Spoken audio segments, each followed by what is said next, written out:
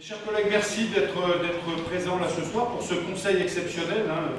Je l'avais évoqué lors du dernier conseil, cette possibilité et même ce souhait de faire ce conseil exceptionnel ce soir, puisqu'il faut que nous revalidions un avant-projet définitif pour cette maison des associations, pour que nous puissions avancer sur ces travaux qui maintenant sont importants à réaliser. Avant d'aller plus loin, je vais vous faire part des procurations.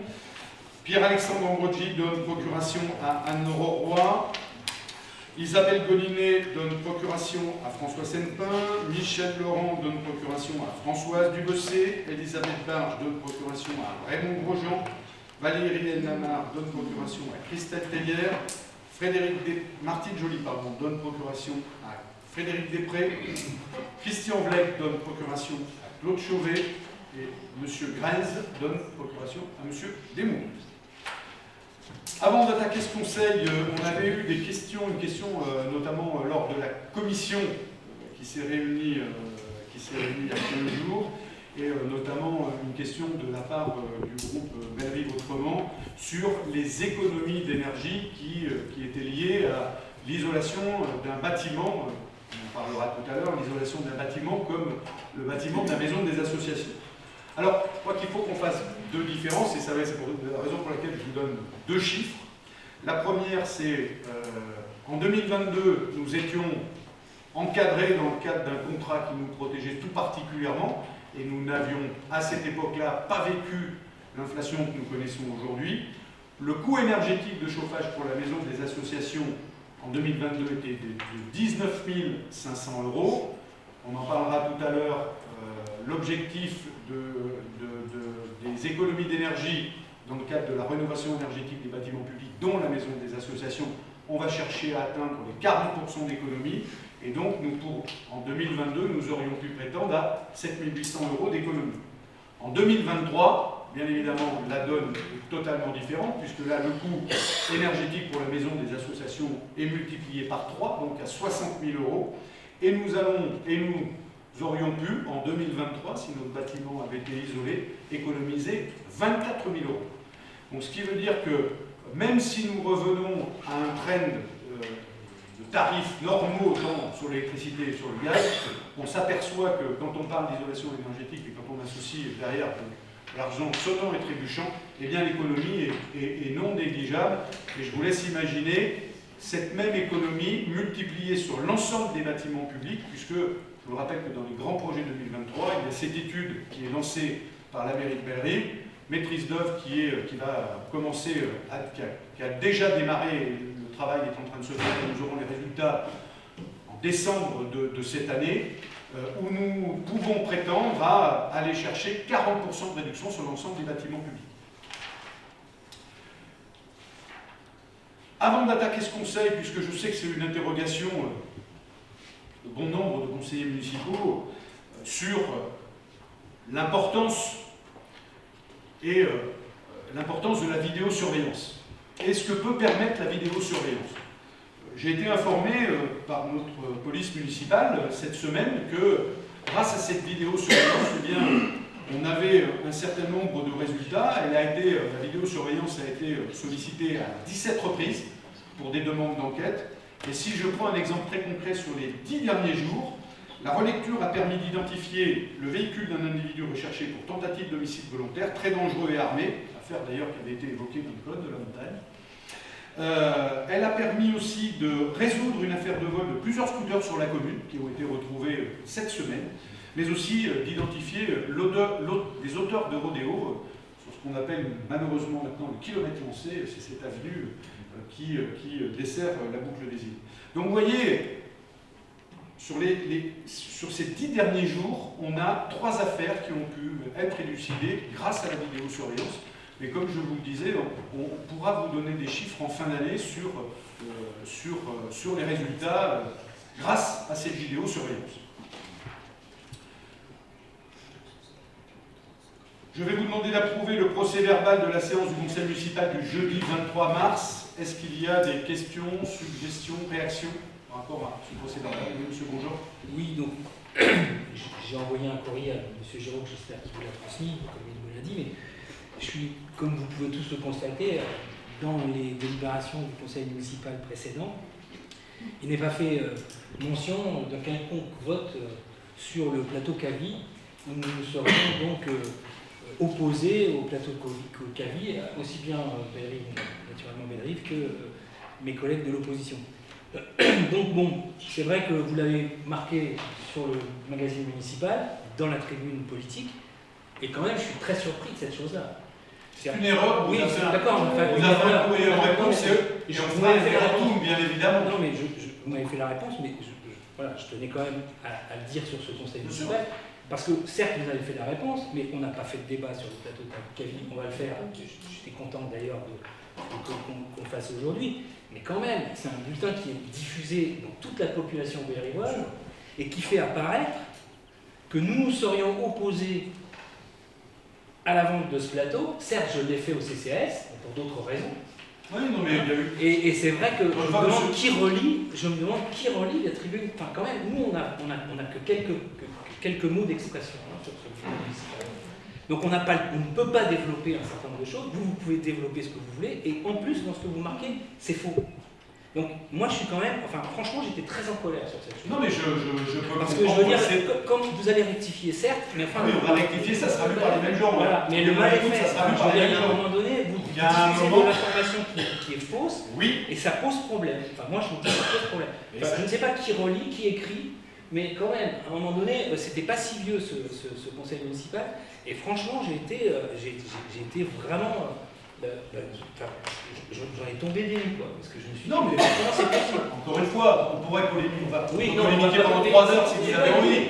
Ce que je veux vous dire, c'est qu'effectivement, à un moment donné, oui, vous entendiez que ça n'est pas possible. On vous a envoyé un courrier pour vous dire que nous nous étions trompés, qu'il y avait une erreur dans la tribune politique, et que bien évidemment que, comme quand on fait une erreur sur un magazine qui est diffusé à l'échelle de toute la commune, il y aura bien évidemment dans la même tribune politique, qui sera relue par les mêmes personnes, un mot pour indiquer qu'il y a eu une erreur et que, bien évidemment, le conseil municipal, ce soir-là, n'a pas voté la vente du plateau Cavie, tout simplement parce que ça n'était pas une décision du conseil municipal, et que le débat a été engagé sur ce conseil municipal du 27 avril. Bien évidemment que nous ferons ce rectificatif. Vous pouvez en être sûr, et c'était exactement la teneur de notre courrier, avec nos plus grandes excuses sur cette erreur qui s'est glissée dans la tribune politique. Oui, mais c'est vrai que c'est mieux en le disant. C'est mieux en le disant, vous avez raison, c'est dit. Et ce sera même écrit. Vous voyez, ouais, le double retour. Dans les prochaines tribunes, les oppositions pourront s'exprimer un petit peu plus largement. On en parlera tout à l'heure, M. Desmoules, rassurez-vous. On en parlera. Sur les décisions du maire, enfin, sur la décision du maire, puisqu'il n'y a pas plusieurs décisions, est-ce que vous avez des questions sur cette décision du maire, une décision pour valider la participation de la collectivité sur un groupement d'achat en matière de téléphonie mobile? Pas de questions? Eh bien, je vous propose que nous rentrions dans le vif du sujet et sur l'objet principal de la réunion de ce soir, sur notre maison des associations. Donc, comme le dit la délibération, nous avons passé le 10 février 2021 un marché pour attribuer la maîtrise d'œuvre au cabinet de maîtrise Florandou. Et nous avons validé à l'époque un montant de travaux de 2 83 000.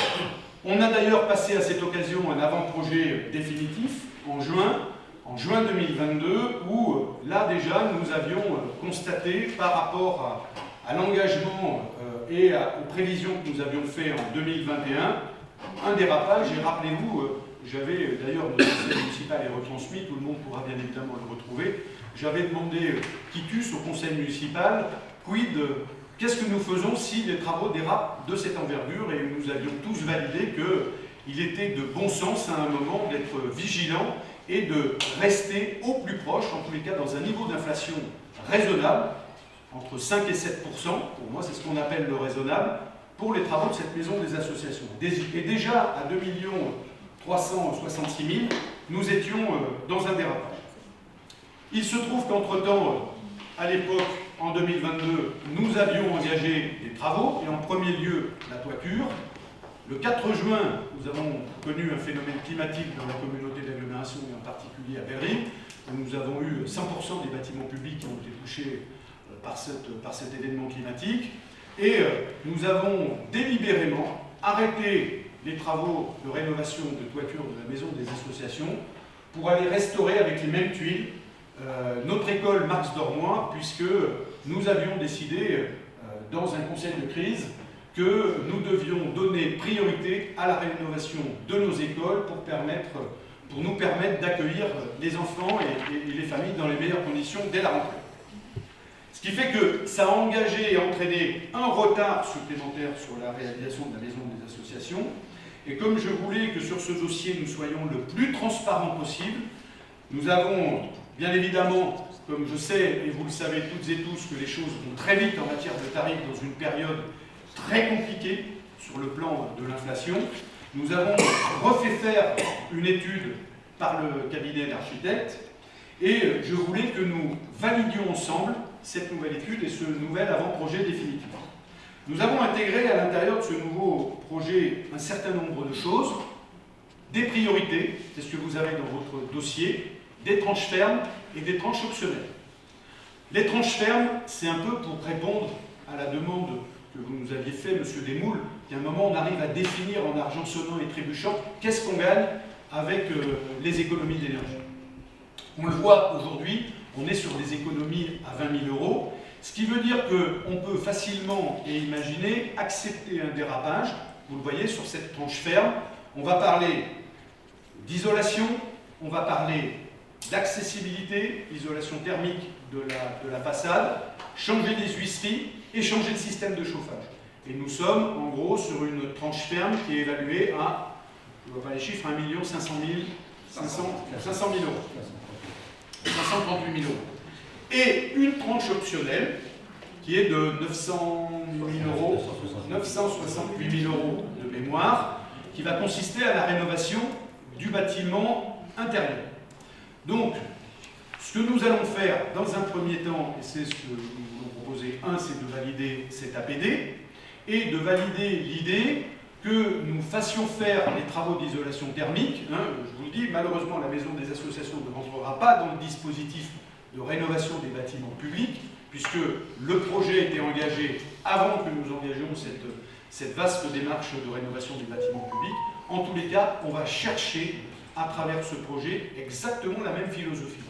Moi, ce que je puis espérer de vous à moi, c'est que malgré les annonces qui sont faites, et malgré ce que j'entends de ci et de là, on pourrait peut-être revenir à des niveaux de tarifs peut-être beaucoup plus raisonnables que ceux qui sont annoncés sur cet avant-projet définitif, ce qui pourrait nous permettre d'engager, pour le compte, dans la foulée des travaux de rénovation intérieure du bâtiment, mais toujours avec un objectif, mes chers collègues, et moi j'y tiens, l'équipe municipale y tient tout particulièrement, c'est de rester dans l'enveloppe qui avait été définie au départ de ce projet de 2 083 000 €, avec un taux d'écart de 5-7%, qui est aujourd'hui l'écart d'inflation que l'on pourrait éventuellement accepter sur un projet comme celui-ci. Donc, le débat est ouvert. Je vais peut-être donner la parole à notre ami Bernard, puisque là aussi, vous le savez, on a une certaine logique dans la façon dont on va réaliser les travaux. Il était hors de question pour nous de pouvoir engager des travaux d'isolation thermique, de changement d'huisserie, de travaux sur le système de chauffage, sans au préalable avoir terminé la totalité de la toiture du bâtiment. Et la bonne nouvelle, je vais laisser le soin à Bernard, parce que je sais qu'il travaille d'arrache-pied sur ce dossier, de vous l'annoncer, puisque là, pour une fois, on a de temps en temps aussi de bonnes nouvelles. Effectivement, les études sont enfin annoncées pour le mois de juin, et le couvreur s'est engagé à une pause avant les vacances du mois d'août. Ce qui fait que non seulement le bâtiment sera enfin couvert, mais on pourra donc engager les travaux dès le début du mois de septembre, enfin au moins courant septembre. Ça, c'est une très bonne nouvelle.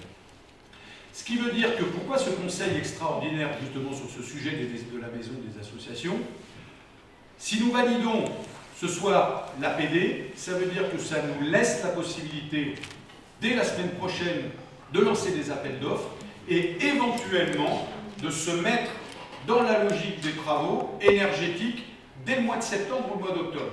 Ce qui veut dire que l'économie, dont je vous parlais tout à l'heure de 20 000 euros, si ça se déroule pas trop mal, on pourra en bénéficier en partie sur le budget 2023-2024.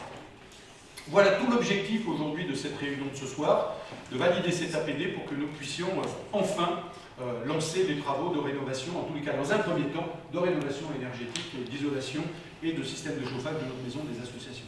Je tiens juste à le préciser aussi, la maison des associations bellerivoises, c'est un énorme chantier. Pourquoi? Parce que 2800 mètres carrés. 2800 mètres carrés. Alors, pourquoi on n'hésite pas à aller sur un projet comme celui-là? Parce que vous savez que la philosophie de cette équipe municipale, c'est Bellerive et son attractivité, Bellerive l'attractive, et que les associations font complètement partie du dispositif d'attractivité de notre collectivité. Et c'est une des raisons, parce qu'elles sont très engagées dans la commune, que nous n'hésitons pas à mettre une somme d'important pour une ville comme Bellerive, qui est importante, très très importante, je tiens à le rappeler, sur le volant d'investissement que nous avons, y compris sur la durée du mandat. C'est un projet phare du mandat 2020-2026. Est-ce que vous avez des questions, des interrogations, des suggestions? Je ne sais pas. Peut-être que Bernard Planche a une présentation plus importante à nous faire ou... Non, parce que la présentation elle avait été faite déjà presque au conseil du mois de juin. Oui, on avait fait déjà toutes ces présentations. Il n'y a rien de particulier. Il n'y a rien de changé. J'ai une première question par rapport justement, vous parlez des associations. Donc je suppose qu'il y a tout un plan, toute une organisation pour que pendant les travaux, les associations puissent continuer leurs activités. J'imagine qu'il y a eu des échanges avec elles. Sur toute la partie isolation énergétique du bâtiment, on pourra travailler en site occupé. Ce qu'on appelle travailler en site occupé. Je vous rappelle que la dernière grosse rénovation énergétique de bâtiment, qui n'était pas un bâtiment public, d'accord? Grosse rénovation énergétique de bâtiment, c'était le Golfe, la résidence du Golfe, qui a été portée par un bailleur social. Et ils ont fait la rénovation des huisseries et l'isolation thermique extérieure du bâtiment en site occupé. Donc ça veut dire que, bien évidemment, on va cadencer un plan de travail sur la maison des associations et bien évidemment, le jour où ils vont travailler sur les fenêtres des salles où sont les associations, ce jour-là ou ces jours-là, les associations ne pourront pas utiliser les salles. Mais c'est bien, c'est bien toutes les problématiques que les associations pourront rencontrer dans cette première phase de travaux. Sur la deuxième phase de travaux, c'est sur la rénovation du bâtiment. Là aussi, le maître d'œuvre est parfaitement au courant que nous ne pouvons pas sortir toutes les associations de cette immense maison des associations et qu'il faudra travailler par tranche. Alors c'est soit par plateau complet, soit par demi-plateau, en tous les cas pour permettre, et là c'est aussi notre chance sur cette maison des associations, c'est que depuis que nous avons fait une nouvelle caserne de pompiers, on a tout le rez-de-chaussée de la maison des associations qui est disponible, et ça veut dire que l'objectif c'est de déplacer pendant les travaux intérieurs des associations dans le rez-de-chaussée pendant que les travaux se font, et ainsi de suite, de pouvoir faire les travaux dans les meilleures conditions, parce que là aussi, il est totalement impossible pour une ville comme Bellerive de reloger la totalité des associations sur des sites publics de la commune, même si je sais, et nous avions éventuellement réfléchi à cette éventualité, de regarder si nos camarades dans les collectivités pouvaient accueillir, si nous n'avions malheureusement pas eu d'autre solution, parce qu'il faut savoir que de travailler en site occupé augmente le coût. Mais comment on fait ce choix aujourd'hui de privilégier une première tranche de travail énergétique et d'attendre le retour à des tarifs normaux? Je crois qu'à un moment, on pourra très largement organiser les travaux en fonction de tout ça. En tous les cas, c'est tout le mal qu'on peut soulever.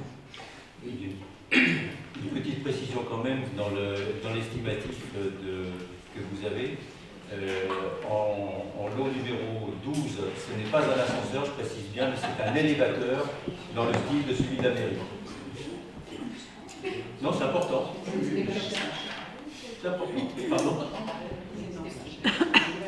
Non, c'est un élévateur. Dans le même style que celui de la mairie. Pourquoi? Parce que l'élévateur, coûte beaucoup moins cher Qu'un ascenseur. Coûte beaucoup moins cher à l'installation qu'un ascenseur. Alors il a une contrainte, enfin, il coûte beaucoup moins cher. Il coûte beaucoup moins cher en matière de budget de fonctionnement sur notamment les contrôles, puisqu'ils ne fonctionnent pas du tout à la même vitesse. Et la vitesse de montée-descente, c'est le point négatif de ce type d'instrument, puisqu'il monte moins vite qu'un ascenseur. Il se déplace moins vite. Il sera plus réservé pour les personnes à mobilité réduite de toute façon. Donc les gens prendront leur temps. Hein. Ça, c'est pour viager sur 2 étages. Oui, on est sur 2 étages, avec aussi un matériel, un outil, je ne vous dis pas, qui doit aussi et qui est censé permettre de monter du matériel et de descendre du matériel. On n'est pas forcément aux pièces pour ce genre de truc. La 3 étages à la vitesse de l'élévateur, ça va quand même être long pour la personne qui est dedans. Hein. Ça se fait. Ah, mais tout se fait, effectivement, mais ça va être long pour elle. Vous savez, aujourd'hui, et ça fait 30 ans qu'il n'y a absolument rien. Oui, voilà. Donc, vous savez, aujourd'hui, je pense que de temps en temps, là aussi, on pourrait se dire c'est long, hein, mais moi, je vois que quand on fait, s'il vous plaît, je vois que quand on fait des mariages aujourd'hui, hein, on a des gens qui prennent l'élévateur, et croyez-moi, c'est pas le temps qui les intéresse, c'est la possibilité de monter à l'étage pour suivre la cérémonie de leurs proches. Oui, monsieur Chambre. Monsieur le maire, j'ai une interrogation concernant effectivement la question 2. Il y a une phrase qui stipule le montant de la première estimation, 2 483 000, avec une rémunération provisoire de 145 000 € pour M. Florandou, son cabinet. Ma question est la suivante, c'est en fonction des travaux et des tranches de travaux que nous allons réaliser, ou du moins accepter ce soir, est-ce que cette rémunération provisoire va évoluer? Parce que là, ça représente à peu près 7%. Et ma question, peut-être aussi à M. Ray, c'est pourquoi en fait cette somme n'apparaît pas dans le tableau après que vous avez fait, puisqu'elle est quand même conséquente, et que de ce fait, en fonction aussi des choix que nous pouvons faire, est-ce que cette somme à M. Florandou va évoluer? Est-ce que celui-ci va garder une rémunération à peu près équivalente s'il ne l'impute pas sur l'inflation? Parce que c'est ça serait un peu étrange qu'il se rémunère sur une inflation.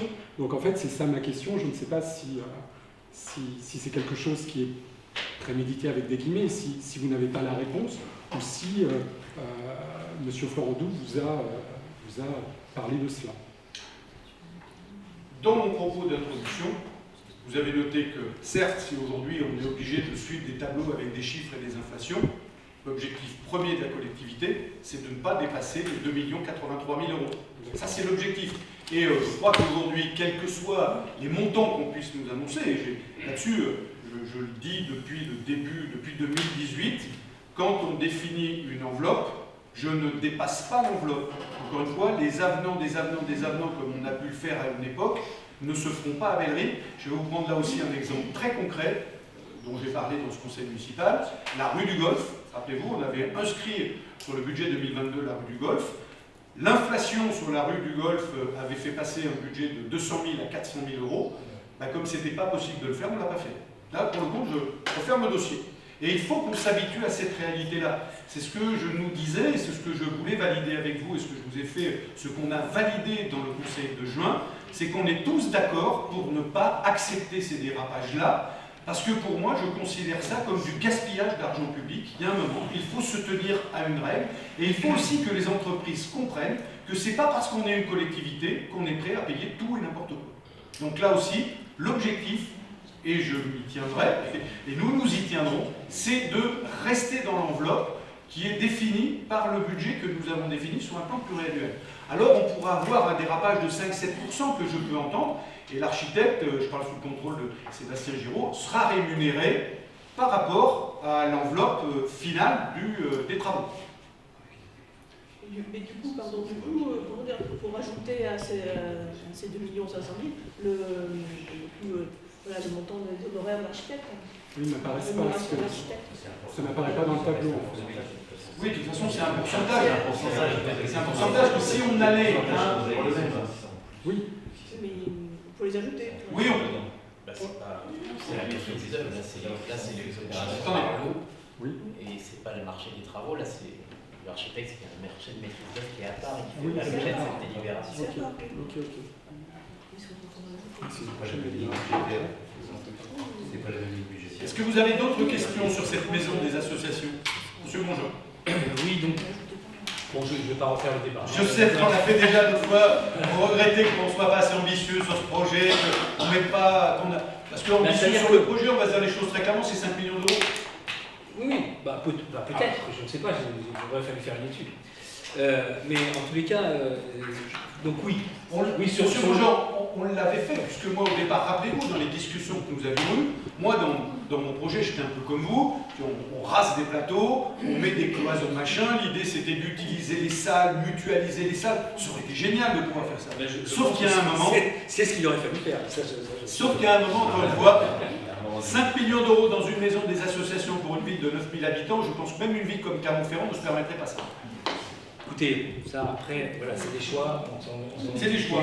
Moi, c'est sûr que quand je me projette sur des travaux comme ça, j'imagine forcément le long terme. Et c'est vrai que du coup, je me dis que là, on aurait vraiment gagné quelque chose de formidable sur les 20 années à venir, et voire bien plus. Enfin bon, ça c'est un autre problème. Mais du coup, là, quand je regarde la phase 1 et la phase 2, donc la phase 2, du coup, si j'entends ce que vous dites, à moins que d'un seul coup, toutes les entreprises se décident à diminuer leurs tarifs, ce qui ne s'est jamais vu, je crois, dans toute l'histoire du monde. Donc du coup, ça veut dire que si vous voulez rester sur l'enveloppe de 2 millions et quelques, forcément, on n'arrivera jamais à 2 506 000 parce qu'on ne fera pas la phase 2. Donc du coup, on n'est plus sur une réhabilitation de la maison des associations, on est, et ça, par contre, j'applaudis dès demain, parce que ça fait un moment qu'on le souhaitait, et c'était aussi sur les programmes divers et variés. Évidemment, on sera sur une amélioration énergétique non négligeable, mais du coup, de là à appeler ça réhabilitation de la maison des associations, il y a un grand pas. Donc, voilà, c'était juste, donc du coup, en fonction peut-être de la crise actuelle et d'un certain nombre de choses, mais dans la réalité, ce projet diminue de plus en plus dans son ambition. Voilà. Mais, et je terminerai comme ça, vous pourrez répondre. Voilà, et je terminerai donc du coup sur le phasage des travaux. Alors en effet, j'entends que sur la phase 1, si effectivement les menuiseries peuvent se faire sur l'extérieur avec moindre dérangement sur les associations qui sont présentes. Sur la phase 2, si elle se faisait, forcément ce serait... voilà, mais je pense qu'il va être, enfin, en tout cas si ça se fait, qu'il va être important qu'on se rencontre, enfin en tout cas les associations utilitaires pour savoir comment ça va se passer, parce que les associations elles démarrent en septembre généralement, et donc effectivement s'il y a des contraintes qui doivent arriver au cours d'année, que ce soit cette année ou l'année prochaine, il faut pouvoir l'organiser, il faut pouvoir savoir où on va, il faut pouvoir le dire aux gens qui pratiquent dans l'association, dans la maison des associations, un certain nombre d'activités. Je pense que ça va être quand même important à un moment donné qu'il y ait des réunions qui se passent. Voilà. Non mais c'est évident, vous n'imaginez pas une seule seconde que nous engagions des travaux de cette importance-là sans avertir personne. C'est pour ça que, il y a un moment... Par exemple, la toiture, à démarrer, on n'était pas au courant. Il nous faut des plannings, mais ça va... J'étais en cours, il y a des gens qui étaient en train de se changer, d'un seul coup ils ont vu des gens passer sur les échafaudages. Je veux dire, personne n'était au courant. Parce que sur une toiture, donc, normalement, mais là aussi, encore une fois, on apprend en marchant, hein, là aussi sur une toiture, quand on fait des travaux de toiture, ça n'a pas forcément ça n'a pas d'incidence sur la vie de l'association, sauf que effectivement, pour certaines associations qui habitent là-bas, ça peut faire un petit peu plus de bruit, on est d'accord? C'est pas tant de bruit, si vous voulez, moi d'être informé, je fais absolument pas partie des gens qui disent qu'il faut faire des choses, mais il ne faudrait pas qu'on soit dérangé. Alors là, ça c'est très clair là-dessus. Moi, j'applaudis demain quand il y a des travaux, que ce soit dans la ville du Vichy, que ce soit ailleurs. Et évidemment, il y a des dérangements, et évidemment, on peut pas faire sans. Donc au contraire, ça c'est très bien. Je veux dire, il vaut mieux qu'il y ait des travaux que voilà. Hein. Mais par contre, voilà, que les gens soient au courant et que en amont, on soit préparé à ces choses-là, pour que nous aussi, on puisse se faire le relais, pour éviter aussi des désagréments, je veux dire des questionnements, des gens qui ne comprennent pas. Il faudrait éviter de faire monter la sauce sur des endroits où il n'y a pas à faire monter la sauce. Je souhaite qu'il y ait, parce que ça fait partie de ça. Un projet, il sera bien mené, il sera parfaitement bien mené, à partir du moment où tout le monde, où ça se passe bien pour tout le monde. Que ça se passe bien pour la collectivité qui fait des travaux, mais aussi pour celles et ceux, et surtout pour celles et ceux qui sont dans la maison. Parce que plus on fait de concertation, plus on échange, plus on trouve des solutions ensemble des collectifs. Et c'est ça qu'il faudra qu'on arrive à réaliser. Et notamment, on va avoir un travail extrêmement important quand on va rentrer dans la phase de rénovation intérieure de ce bâtiment, où là, il va falloir faire preuve de solidarité entre les associations, pour que pendant les périodes d'aménagement, de travaux, eh bien, on puisse un peu pousser les murs, s'accueillir, s'accepter, et allons plus loin, se partager. Et donc j'ai une dernière question en fait concernant la plomberie, le chauffage et la ventilation. Donc du coup, dans ce qui nous avait été présenté, on était sur un chauffage, d'après ce que j'avais compris, hein, c'était quelque chose de tuyaux apparents. On était en mode industriel tuyaux apparents, parce qu'on utilise toutes les solutions de chauffage, y compris même dans les tuyaux qui passent. Donc ça, on était dans les couloirs, mais dans les salles, comment ça se passerait avec pareil, même chose? Pareil. Et donc, que deviennent les radiateurs actuels en fait? Est-ce qu'ils vont être démontés? Est-ce qu'ils vont être après? Alors, on était, vous avez compris, on avait une colonne, je parle sous le contrôle de Bernard, mais tu peux peut-être expliquer. On a une colonne qui traversait les couloirs, et sur cette colonne étaient repiqués des systèmes qui redescendaient, qui amenaient les chauffages directement dans les salles. C'était ça. Et l'idée de travailler sur une logique industrielle, c'est que, y compris les tuyaux eux-mêmes, apportent des calories. Contrairement, ils sont planqués dans les murs, en fait, ils chauffent la cloison extérieure et le mur extérieur et la cloison intérieure. Et là, l'objectif, c'était y compris d'utiliser ces systèmes de chauffage, la tuyauterie, pour apporter des calories. Voilà l'objectif de la rénovation intérieure. D'utiliser toutes les solutions, tous les systèmes pour apporter du calorie. Ça réutilise les tuyaux existants, ça? Non, on refait toute la tuyauterie. Parce que donc, du coup, on refait toutes les tuyauteries. Ce qui nécessite quand même la rénovation des salles intérieures. Bien sûr, oui, il faudra sauter un moment, oui, il faudra. Les radiateurs, etc., qui sont complètement obsolètes. Oui, quand vous changez les radiateurs, il faudra un moment. De l'autre côté, sur le système de chauffage, à une époque, notamment, je parle sous le contrôle de Bernard, on était avant juin 2022, où on avait commencé à réfléchir, pourquoi pas, à un système de chauffage pelé. Il y a des granulés pelés. Mais entre-temps, vous avez vu comme le pelé a pris une inflation au même titre que l'électricité, donc le système pelé n'était pas forcément un système très avantageux. Et le système ventilation, en fait, c'est quoi exactement? C'est la ventilation. D'accord, mais je veux dire, j'ai besoin des associations. Si ça ventile à fond, moi j'ai fait des activités dans des endroits qui ventilent à fond, tu t'entends pas. Où est-ce que vous voyez le système de ventilation?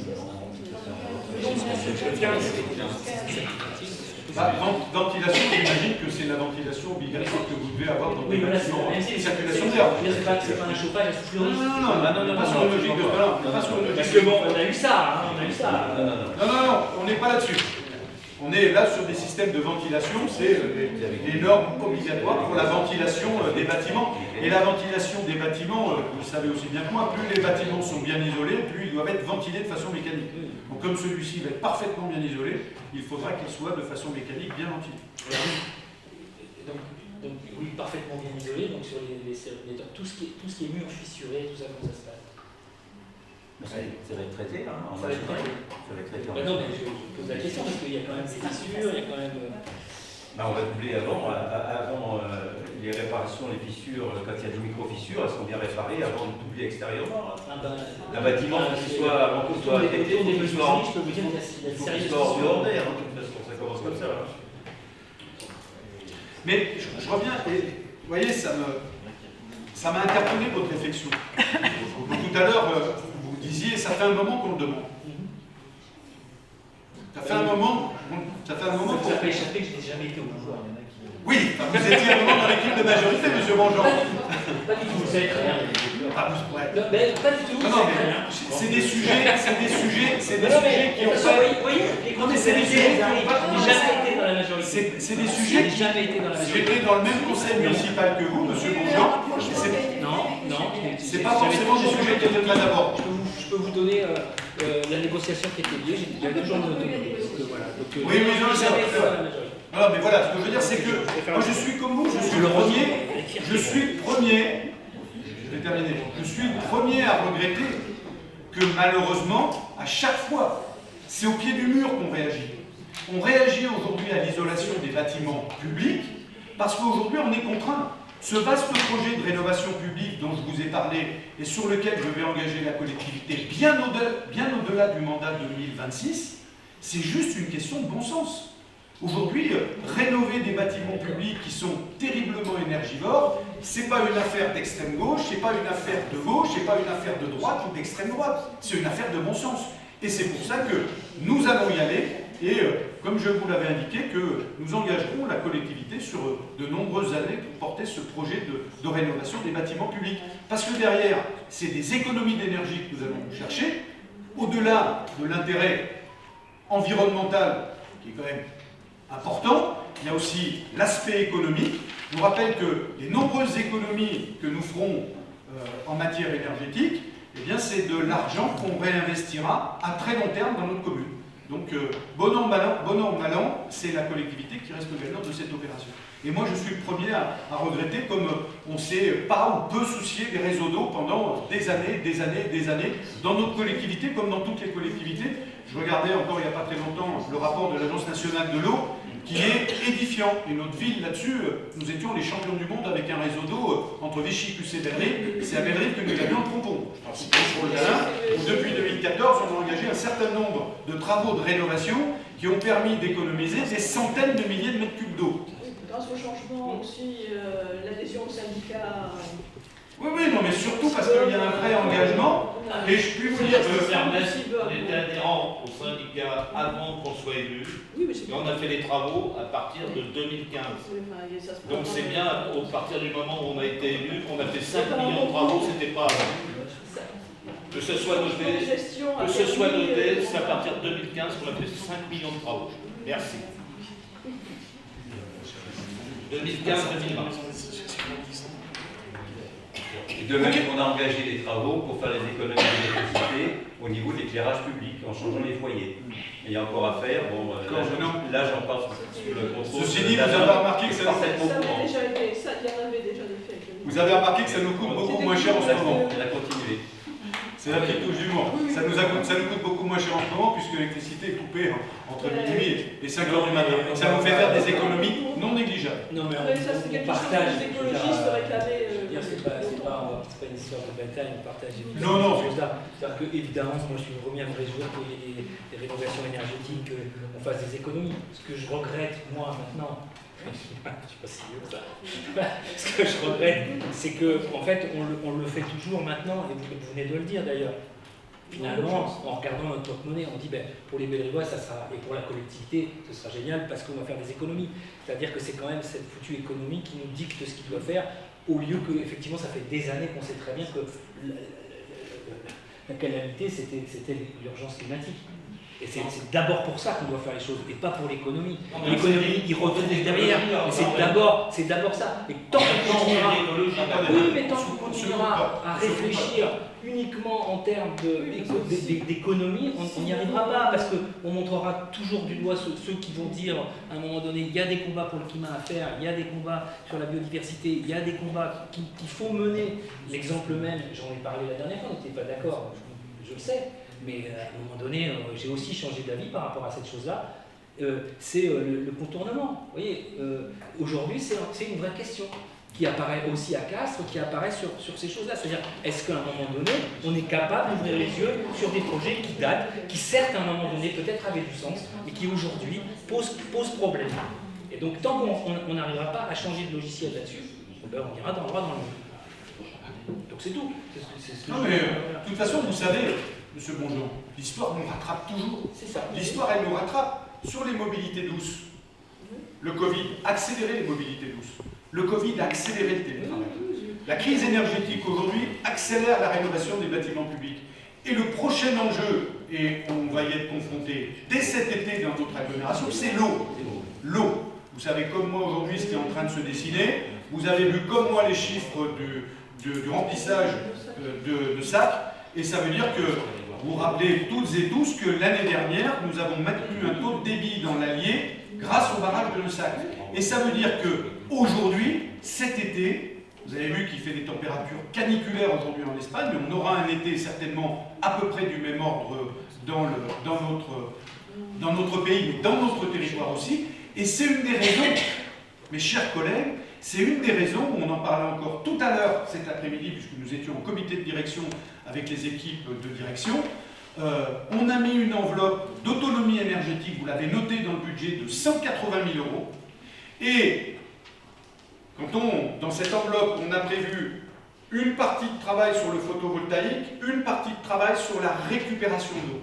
Eh bien, dans le CEDIR, j'ai souhaité que nous concentrions cette somme sur la récupération de l'eau aujourd'hui. Nous récupérons pas assez d'eau en France. L'Espagne récupère beaucoup plus les eaux que nous. Et là, c'est le prochain enjeu, c'est la récupération des eaux qui va nous permettre demain d'utiliser celle-ci pour faire de l'arrosage. Et il faut qu'à un moment, nous arrêtions de taper dans le dispositif de l'eau potable qui va devenir de plus en plus rare. Donc là aussi, il faut qu'on soit dans l'innovation, il faut qu'on soit à l'avant-garde. Et c'est une des raisons pour lesquelles nous avons souhaité, dès cet après-midi, avec le directeur des services techniques, que nous engagions des travaux de récupération. Notamment, ça va se faire sur le COSEC. On a une toiture extrêmement importante sur l'espace Monzière. Et il va falloir que nous engagions les mêmes réflexions sur le COSEC pour que nous puissions récupérer ces eaux.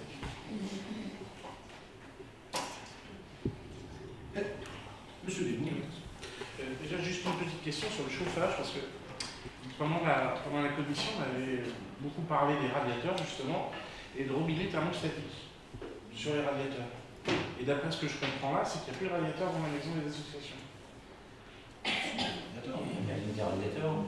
On reste bien en circulation d'eau chaude, de toute façon, quoi qu'il arrive, parce qu'il va y avoir un changement de chaudière. Ce que nous avions dit. Donc il y a forcément des radiateurs. Ce que nous avions dit, M. Desmoules, c'était qu'il n'était pas sûr qu'il soit pertinent, parce qu'aujourd'hui on a des systèmes de chaudière, rappelez-vous la discussion, qui sont particulièrement efficaces, et qu'on sait très bien que les radiateurs thermostatiques, ça dépend comment vous les gérez quand vous êtes à l'intérieur. Et comme on sait que des fois, quand on n'est pas chez nous, on est beaucoup moins vigilant, donc à un moment, un système de réglage au niveau de la chaudière, je vous rappelle, hein, on va maintenir une température, et ça on s'y tiendra, 19 degrés. Monsieur Bonjour, c'est pas vous que je vais apprendre que les 19 degrés dont on parle dans les bâtiments publics, c'est le Grenelle de l'environnement de 2005. Hein, et la température dans les gymnases également. Donc on n'a rien respecté. Là aussi, on respecte à cause de la crise. Mais une fois qu'on s'est engagé dans cette démarche, on ne reviendra plus en arrière. On reste dans le cadre demain, même si la situation s'améliore, et elle s'améliorera dans le cadre du Grenelle de l'environnement, où nous maintiendrons les températures de chauffage dans les gymnases, dans les écoles. À un moment, je crois qu'il faut que nous ayons cette responsabilité et qu'on se regarde droit dans les yeux, qu'on soit capable d'équiper à nos concitoyens. Vous savez que je ne partage pas forcément le président Macron, mais oui, effectivement, c'est la fin de l'abondance. Et il va falloir devenir raisonnable, et en premier lieu pour notre planète. Est-ce qu'on a terminé sur le sujet de l'avant-projet définitif de la maison des associations? Alors, est-ce qu'il y a des abstentions?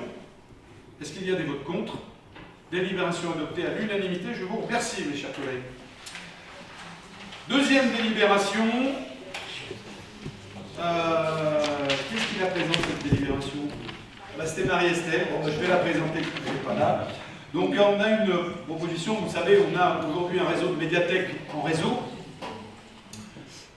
C'est une très bonne chose puisque ça permet à l'ensemble des habitants de notre agglomération de pouvoir profiter des mêmes avantages pour l'accès à la culture. Et notamment, notre collègue de Vichy, adjointe à la culture, Valérie Pacheco, a proposé que nous ayons un tarif préférentiel pour nos touristes curistes qui restent longtemps sur l'agglomération. Et donc, nous avons choisi de partager cette philosophie et de permettre à nos amis curistes de profiter d'un tarif d'abonnement particulièrement intéressant, puisqu'il sera forfait curiste estival de 5 €, pratiqué dans l'ensemble des médiathèques du dispositif culturel. Est-ce que vous avez des questions par rapport à la délibération? Tout le monde est d'accord? Est-ce qu'il y a des abstentions? Est-ce qu'il y a des votes contre? Délibération adoptée, je vous remercie. Comme ça a été demandé lors du dernier conseil municipal du 23 mars, vous vouliez que nous engagions un débat sur le projet du plateau Cavie. Avant de lancer le débat, de remettre les choses dans le contexte. Alors, je suis désolé, je vais le ressortir encore. Je ressors mon livre, désolé, c'est mon livre de campagne. Non mais vous allez dire, à chaque fois il nous bassine avec son bouquin orange. Je vous ressors le bouquin de campagne, à la page 5, il y a un engagement qui a été pris par cette équipe municipale, qui était d'accompagner la création d'une résidence senior en centre-ville. J'ai, moi, été particulièrement, pour rien vous cacher, sensible à l'importance de ce projet le 5 juin. Puisque le 5 juin, et notamment, dommage que Isabelle ne soit pas là parce qu'elle pourrait témoigner avec moi, on a fait le tour pendant toute cette journée du dimanche des nombreux sinistrés de notre commune. Et j'ai pu me rendre compte, notamment, je pense à un quartier de Philippe, où on avait un quartier j'ai mangé le nom, Hameau de la Prairie, le quartier du Hameau de la Prairie, que nous avions énormément, notamment, de femmes seules qui habitent dans des maisons de famille et que j'ai retrouvées dans un dénouement le plus total après une catastrophe naturelle. Parce que, les maisons sont très grandes, trop grandes, et je peux tout à fait aujourd'hui imaginer la difficulté de chauffer ces grandes maisons pour des personnes seules qui souvent touchent des retraites qui sont en dessous du seuil de pauvreté. Pour beaucoup, elles font partie de ces 20% de Français qui vivent en dessous du seuil de pauvreté. Et donc, il m'est apparu encore plus important de réaliser une structure qui puisse répondre aux attentes de ces personnes. Il y avait des femmes, mais il y avait aussi des couples que j'ai vus dans des grandes détresses, dans des maisons qui étaient beaucoup trop grandes, et dès qu'on a un pépin comme ce qui nous est arrivé le 4 juin, eh bien ça devient une catastrophe de famille. Et quand on a eu vent de ce projet de résidence senior d'une autre logique que de faire de la résidence senior en appartement, je vous l'avais dit, on avait parlé d'un projet, rappelez-vous, en 2018-2019, d'un projet, pour celles et ceux qui étaient là, on avait parlé d'un projet de résidence senior au Calabre, avec déjà ce dispositif de maisonnette, puisque là aussi, les Bellerivoises et les Bellerivois sont particulièrement sensibles à la logique de la résidence senior. Nous habitons dans une ville qui sont principalement des résidences. On est en résidence, on est en maison. Et les habitants de cette ville, moins que les autres, ont envie d'aller en résidence senior, en appartement. Donc il fallait, et on avait vu que, moi je m'étais rendu compte quand on avait fait cette première étude à l'occasion de ce premier projet, que ce dispositif de maison fonctionnait bien pour celles et ceux avec qui j'ai eu l'occasion d'en parler, de présenter le projet et leur demander si elles étaient prêtes à faire le pas d'aller dans ce type de résidence. Ce type de résidence fonctionnera parfaitement bien dans notre commune. On a eu vent de ce projet, on est allé visiter avec Frédéric, qui peut aussi en témoigner, ce projet à Valence-Sully. Et on a découvert, au fond, tu veux en dire un mot, Fred, un projet qui correspondait parfaitement bien à nos attentes, parce qu'il y a aussi une structure, tu avais travaillé sur la sociologie des futurs habitants, et en fait, ça correspond assez bien à nos besoins dans la collectivité. Si tu peux en dire un mot, peut-être. Oui, donc le CCAS, lui, a souhaité s'engager sur ce projet, d'abord parce que effectivement, comme l'a décrit Monsieur le maire, c'est un autre type de projet avec des maisonnettes qui correspond mieux en fait aux attentes peut-être d'une certaine couche de population, essentiellement des femmes. Pour avoir travaillé un petit peu avec l'animatrice de ces villages qui existent déjà, il y en a un qui a été construit à Valmont-Sully. Il y a 25 maisonnettes qui sont proposées à la location. Donc ce sont, comme vous le voyez là-bas, des T2 et alors, des T3. on vous a mis voilà, descriptif des maisons. Là, on va pouvoir vous diffuser des vues, des vues 3D. Donc ce sont des T2 et des T3, les T3 qui sont réservés aux couples. Le village de Vallon a ouvert en novembre 2022 avec 25 pavillons à la location. Actuellement, il y en a 15 qui sont parfaitement remplis. Il y a 3 couples, puisqu'il y a 3 T3 sur le lot. 3 couples, et le reste, ce sont essentiellement des femmes qui sont issues des localités avoisinantes, et puis des gens qui sont, en particulier pour les couples, ce sont des rapprochements familiaux de personnes plus âgées, dont la moyenne d'âge est à peu près 75 ans, qui ont choisi de quitter leur région d'origine pour se rapprocher des enfants qui habitent, eux, sur Vallon. Donc l'intérêt de ce projet, c'est que nous, CCAS, on souhaite rester vraiment un partenaire privilégié. D'abord parce que l'idée même de ce projet et de l'IVAMO, c'est vraiment faciliter la vie sur ces territoires en s'intégrant parfaitement au maillage des associations et en ayant comme partenaire privilégié vraiment tous les partenaires locaux. Donc le CCAS souhaite avoir un rôle très actif d'abord dans, on va dire, dans la préférence à donner aux Bellerivois et Bellerivoises qui souhaiteraient s'installer là, et puis ensuite de pouvoir proposer aussi naturellement nos partenaires locaux, l'association d'aide à domicile du territoire, nos commerçants locaux, etc. etc. Voilà. Donc sur Vallon, oui, c'est un projet qui marche plutôt bien. Si vous voulez, je vous fais passer les photos actuelles. Ça sera peut-être plus parlant. Et puis voilà, j'attends vos questions si vous en avez. On a, pour compléter le propos de Frédéric, on a donc ces maisons, et on a une maison, ce qu'on va appeler, ce que vous voyez là, c'est une maison commune, dans laquelle, vous voyez qu'on a, c'est aussi, les maisons sont de petites surfaces, mais il n'empêche que les gens peuvent recevoir leur famille, et notamment, au-delà des services qui seront proposés à l'intérieur de cette maison commune, les gens pourront recevoir leur famille. Là où Fred a dit quelque chose de très important, c'est que, aussi, pour notre association d'aide à domicile, tout le travail sur un seul site. Donc là aussi, il va falloir que nous trouvions, et nous allons travailler avec des acteurs locaux pour travailler notamment sur l'accompagnement à domicile, trouver des logiques et des systèmes de conciergerie que nous avons au sein de notre agglomération, qui peuvent aussi apporter du service dans ces maisons. Je voudrais aussi vous interpeller, quand je parlais tout à l'heure de ces femmes dont vient de parler Frédéric, ça va leur permettre, à travers un projet comme celui-là, de retrouver une vraie logique de pouvoir d'achat. Nous sommes sur des maisons basse consommation, voire très basse consommation, où l'opérateur nous parlait de coûts énergétiques de chauffage de 400 à 600 € par an.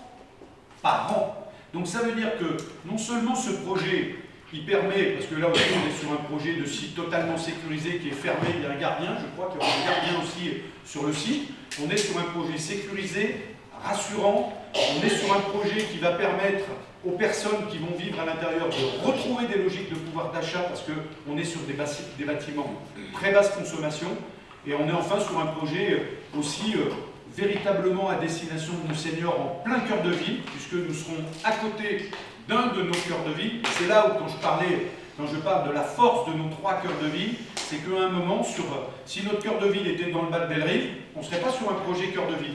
Là pour le compte, on est vraiment sur un projet cœur de ville parce qu'aujourd'hui on a des commerces à proximité de ce plateau de Cavie. Ce plateau de Cavie, comme vous allez certainement me poser la question, je vais répondre tout de suite, qui est un plateau de sport, qui est utilisé par l'ensemble d'une partie des écoliers et des collégiens, bien évidemment et en partenariat avec le CCAS, nous allons travailler sur un autre plateau sportif que nous proposerons à nos jeunes et notamment pourquoi pas vers le Château du Beau. On a des espaces disponibles. On a fait évoluer notre réflexion par rapport à ce que nous nous étions dit aussi à l'occasion des brefs échanges que nous avons pu avoir sur ce plateau Cavie sur laisser une possibilité le long du mur du cimetière traversante pour que les gens puissent continuer à se balader et pouvoir se déplacer à pied entre la rue Cavie et la rue Félix Perrault, pardon, et la rue Félix Perrault. En tous les cas, on a évolué là-dessus sur le fait de ne pas fermer totalement le site et de laisser un passage entre le cimetière et le futur projet de notre opérateur. On pourrait avoir une interrogation aussi sur les espaces verts disponibles dans la commune. Je vous rappelle qu'on a acquis il y a quelque temps un parc, rue de Banville, 3000 m², qui a aussi, et vous le savez, la destination de devenir... il y a un projet qui sera dessus, mais qui aura aussi une très grande destination de parc urbain, au-delà du futur projet qui sera porté sur ce site. Est-ce que vous avez des questions par rapport à... Madame Babien. Alors, contrairement à ce qui était écrit dans le bulletin municipal, nous ne sommes pas opposés au principe d'une résidence senior en cœur de ville à Bellerive. On sait le vieillissement de la population, on connaît les besoins, vous l'avez bien expliqué. Cependant, ce qui nous interroge, c'est, et vous n'en avez pas trop parlé, là, ce qu'on a compris, c'est que le CCAS vend ce terrain, ce plateau Cavie, dont il était propriétaire, à un opérateur privé, un promoteur. Voilà. Non, un opérateur privé spécialisé dans les résidences seniors. Oui, spécialisé dans les résidences seniors, c'est quand même un opérateur privé. Non, oui. Voilà, première question, c'est quelle garantie on a que, parce qu'une fois le terrain vendu, ce sera fini, est-ce qu'on aura des garanties que se réalisera bien cette résidence senior, ce pourquoi, même qu'il soit spécialisé dans les résidences seniors, on ne sait pas, une fois qu'on n'est plus propriétaire, on n'a plus de vision et on n'a pas de garantie. Est-ce qu'on a des garanties pour que ce soit vraiment réalisé? Ensuite, voilà, au cœur de ville, vous l'avez dit, c'est vraiment au cœur de ville, mais comme on l'avait déjà évoqué, ce plateau Cavie, c'est un cœur de vie aussi pour tous les gens qui habitent dans l'appartement en face, les enfants en particulier, qui viennent jouer sur ce site, les écoliers qui viennent y faire du sport. Bon, vous avez un peu répondu, il restera une partie de parc et de traverse. Mais voilà, ce qui nous gêne, c'est voilà, le fait que ça aurait été, on va dire presque un bailleur social ou la collectivité qui aurait pris, qui serait opérateur, on serait sûr que ce serait pris, mais c'est le fait que ce soit un porteur privé. Qu'est-ce qui nous garantit que ça va? Vous évoquiez tout à l'heure, l'année dernière, il y a 2 ans, un projet au Calar qui ne s'est jamais fait.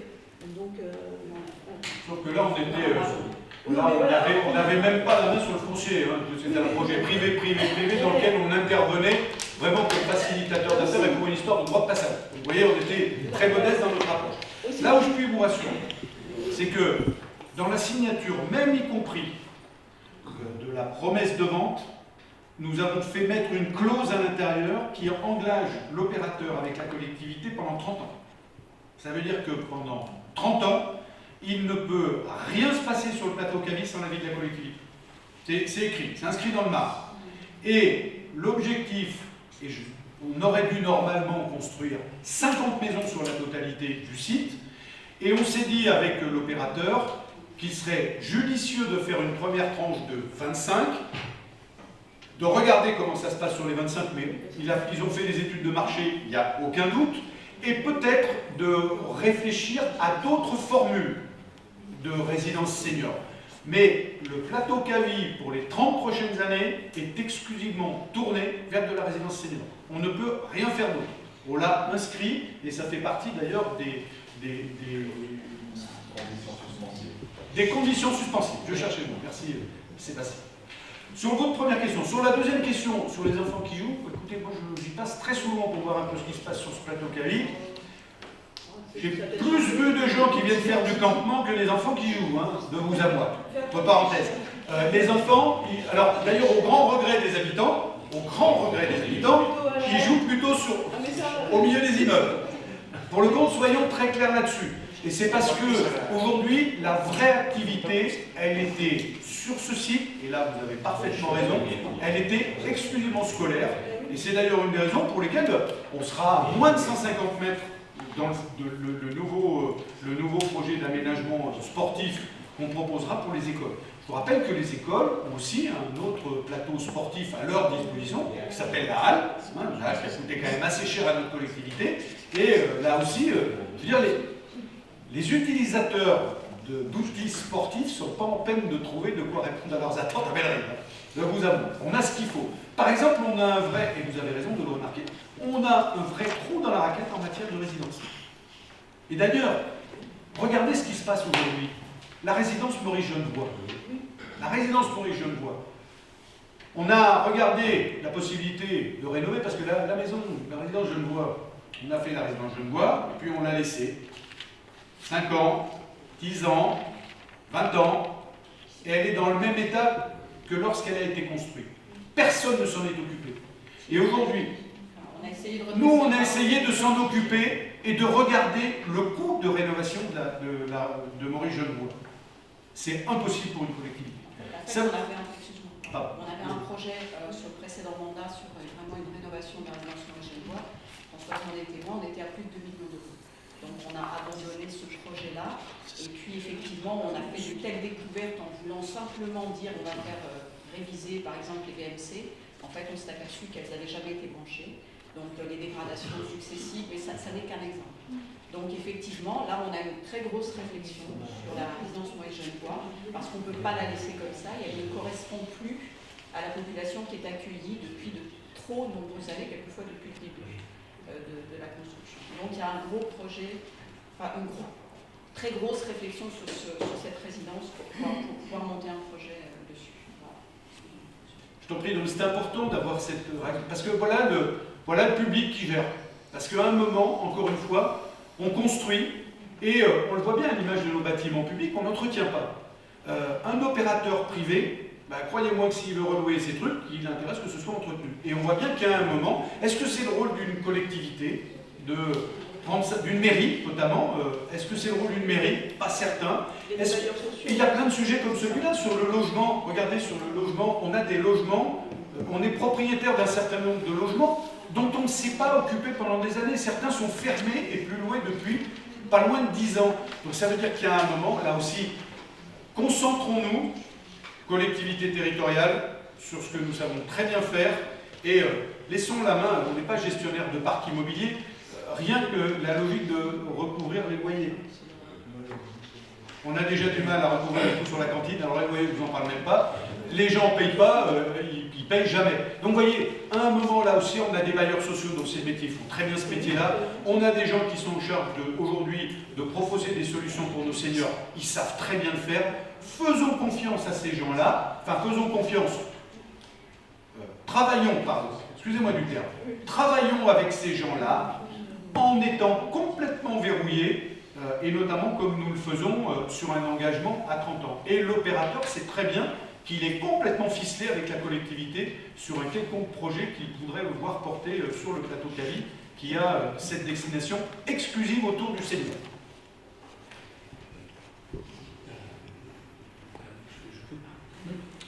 Donc oui, bon, je ne redirai pas ce qu'a dit Anne, évidemment, mais moi je pense quand même que sur ce que je dis d'ailleurs au CCAS, parce que moi j'ai quand même appris la vente du terrain du CCAS le jour du conseil d'administration, parce que je n'avais pas eu avant, c'était sur table. Est-ce que je peux te répondre? Oui, je peux, vas-y. Alors, on en a longuement parlé sur tous les autres conseils d'administration. Malheureusement, Bruno, je suis désolée de dire ça devant tout le monde, on n'a pas eu la chance de t'avoir à chaque. Mais tu sais pourquoi? Oui, mais sauf tu sais pourquoi? On en a parlé. Tu sais pourquoi? C'est pas de ma faute si vous mettez le conseil d'administration le jour où moi j'ai cours. Et je te l'ai dit, ça fait 2 ans que je le dis. Mais Bruno, voilà. Désolé. À un moment donné, ça tu peux le dire devant tout le monde, mais il faut dire les choses. Ça fait 2 ans que je dis que je ne peux pas assister au conseil d'administration parce que j'ai des cours. Sauf que, donc du coup, et que je demande de changer de jour et que ça ne se fait pas. Donc à un moment donné, c'est un peu facile. Voilà. Il y a un certain nombre d'administrateurs sur le conseil d'administration. Et puis les documents, moi j'ai le compte rendu du conseil d'administration, jamais il n'est fait état de la vente du plateau Cavie. C'était les questions diverses. Ah bah oui, non mais d'accord. Je veux dire, à un moment donné, ça va être pas les comptes rendus. On en a parlé en conseil, M. Bonjean aussi. Non, pas de ce plateau Cavie. Non, je suis désolé. On retrouvera les comptes rendus. Oui, vous pourrez les retrouver, parce que moi je les ai consultés, je peux vous dire que donc voilà. Mais bon, ok, mais voilà, je crois que quand tu dis donne une information, il faut la donner jusqu'au bout. Si tu veux. Voilà. Donc voilà pourquoi. Et quand je peux, je peux. Et d'ailleurs, quand il n'y a pas le quorum, je suis là. Donc voilà, et heureusement que je suis là. Et on sait trouver mon téléphone quand la seule pour arriver pour faire un jour où je suis là. D'accord? Donc le procès est un peu facile. Voilà. Donc voilà, je poursuis maintenant sur cette chose-là. Voilà comment j'ai découvert la chose. Moi je pense, au-delà des polémiques, je pense qu'il aurait été bien, et c'est ce que j'ai dit d'ailleurs, et c'est pour ça que j'ai voté contre, je pense qu'il aurait été bien que nous ayons ce débat en amont. Parce que ça concerne malgré tout un projet sur toute la population belgiquoise. Alors, on dit 30 ans, sécurisé, etc. Moi, je suis d'accord, j'ai rien contre les résidences seniors, mais soyons clairs, on n'est pas dans un bailleur social. Donc, quand on dit le CCAS, on va faire attention à ce que ce soit des gens. Voilà. Moi, je voudrais connaître le prix de ces loyers, parce que malgré tout, des personnes seules qui peuvent être intéressées pour vivre tout seul, effectivement, dans une maison, très bien, mais toutes n'ont pas les moyens d'aller dans des résidences seniors. Toutes n'ont pas les moyens. Et notamment à Bellerive, il y a quand même aussi des gens qui sont dans des situations difficiles qui ne peuvent pas faire ce choix. Donc c'est un choix. On peut faire des résidences seniors, mais on peut aussi s'associer avec des bailleurs sociaux qui vont travailler dans cette direction-là. D'accord? Donc ça, c'est une première chose. Ensuite, il y a l'emplacement. En fait, vous avez dit dans le programme qu'effectivement, vous vouliez faire des résidences seniors en cœur de ville. Ok, très bien, je l'entends. Après, débat, on discute, on voit où on peut trouver un endroit. Ce plateau-là, effectivement, pour ma part, je pense que ce n'est pas un bon choix. Pour les seniors sans doute qui seront là, ce sera très bien, ils seront à côté de... Voilà. Mais on est en face, Anne l'a dit, de bâtiments à vocation sociale. On a un poumon de vie qui est ici et on va bétonner à cet endroit-là. Moi, je pense que c'est quelque chose, après, chacun pourra s'exprimer, mais c'est quelque chose sur lequel on aurait dû parler et on aurait même pu faire une concertation au niveau de la population. Parce que demain, les gens qui sont en face, ils vont découvrir qu'il y a d'un seul coup des choses qui arrivent et on risque, peut-être pas, tant mieux si ça se passe très bien, mais on risque là d'aller au-devant de problèmes parce que d'un seul coup, les gens vont découvrir que... Et moi, je pense que c'est ça la faillite. Et c'est pour ça que, si tu veux, j'étais pas d'accord sur le projet. Parce que je pense que là, on fait des choses, et puis après, on nous vend un truc en disant mais c'est très bien, et à la limite, si on est contre, on est des affreux qui ne pensent pas aux personnes âgées, etc. Et moi, je pense que c'est pas là le problème. Le problème, il est qu'on doit débattre sur des sujets qui sont structurants sur les années à venir, et ne pas découvrir les choses au fur et à mesure, et d'un seul coup, finalement, on donne quitus, on donne pas quitus, on ne sait pas. Enfin, honnêtement, moi, j'ai pas encore d'avis concret, clair sur ce projet-là. Vous avez sans doute plein d'informations. Attendez un moment, monsieur Bonjean, attendez, moi je me souviens, vous savez, j'étais à votre place, moi j'étais dans l'opposition aussi, j'étais dans cette opposition municipale. Il y a un certain nombre de dossiers, je peux vous en parler, on était dans le même conseil, Château du Beau pour ne pas le citer, on n'était absolument pas d'accord avec le projet du Château du Beau. Il n'empêche qu'à un moment, on nous a sorti, on est la majorité, bon, vous n'êtes pas d'accord, on a bien compris, maintenant on va passer au vote. Moi, c'est pas ce que je fais, c'est pas ce que j'engage. En tous les cas, on engage aussi, comme vous l'a dit Frédéric, on vous sortira, il y a des choses qui ont été dites dans le magazine municipal, il y a des choses qui ont été dites dans les vœux, j'ai annoncé pendant mes vœux, et c'est certainement retransmis dans la presse, que vous allez faire une résidence senior en centre-ville. Enfin, si vous connaissez un peu cette ville, comme moi, résidence senior en centre-ville, il n'y a pas 36 000 terrains, on peut le faire. Très sincèrement.